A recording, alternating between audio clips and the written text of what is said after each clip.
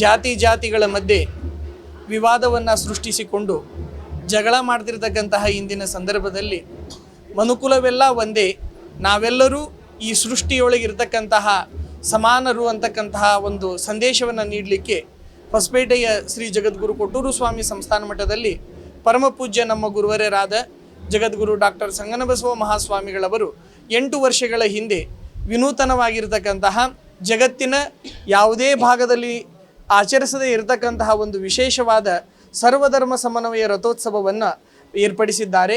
ಪೂಜ್ಯ ಗುರುವರ್ಯರ ಆಶಯದಂತೆ ಹೊಸಪೇಟೆ ನಗರದ ಎಲ್ಲ ಸಮಾಜದವರು, ಇವತ್ತು ವಾಲ್ಮೀಕಿ ಸಮಾಜದವರು, ಜೈನ ಸಮಾಜ, ಬೌದ್ಧ, ಇಸ್ಲಾಂ, ಹಿಂದೂ ಧರ್ಮದೊಳಗಿರ್ತಕ್ಕಂಥ ಎಲ್ಲ ಒಳಪಂಗಡಗಳು, ಸಿಖ್ ಧರ್ಮ ಮೊದಲು ಮಾಡಿಕೊಂಡು ಎಲ್ಲ ಧರ್ಮದವರು ತಮ್ಮ ತಮ್ಮ ಧರ್ಮ ಗ್ರಂಥಗಳನ್ನು ಒಂದು ನಮ್ಮ ರಥೋತ್ಸವದಲ್ಲಿ ತಂದು ಸ್ಥಾಪಿಸಿ ಅಲ್ಲಿ ಎಲ್ಲರೂ ಸೇರಿಕೊಂಡು ವಿನೂತನವಾಗಿ ರಥೋತ್ಸವವನ್ನು ನೆರವೇರಿಸ್ತಕ್ಕಂತಹ ಒಂದು ಅದ್ಭುತವಾಗಿರ್ತಕ್ಕಂತಹ ಕಾರ್ಯಕ್ರಮ.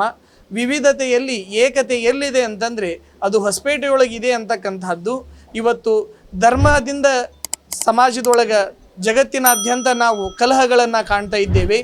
ಯಾವ ಧರ್ಮದಿಂದ ಶಾಂತಿ ಸ್ಥಾಪನೆ ಆಗಬೇಕಾಗಿತ್ತೋ ಆ ಉದ್ದೇಶವನ್ನು ಮುಖ್ಯವಾಗಿಸಿಕೊಂಡು ಧರ್ಮದ ಉದ್ದೇಶ ಶಾಂತಿ ಸ್ಥಾಪನೆ ಅನ್ನೋದನ್ನು ಎಲ್ಲರಿಗೂ ತಿಳಿಸ್ತಕ್ಕಂತಹ ವಿಶೇಷ ಕಾರ್ಯಕ್ರಮ ಜಗದ್ಗುರು ಕೊಟ್ಟೂರು ಸ್ವಾಮಿ ಸಂಸ್ಥಾನ ಮಠದ ಸರ್ವಧರ್ಮ ಸಮನ್ವಯ ರಥೋತ್ಸವ.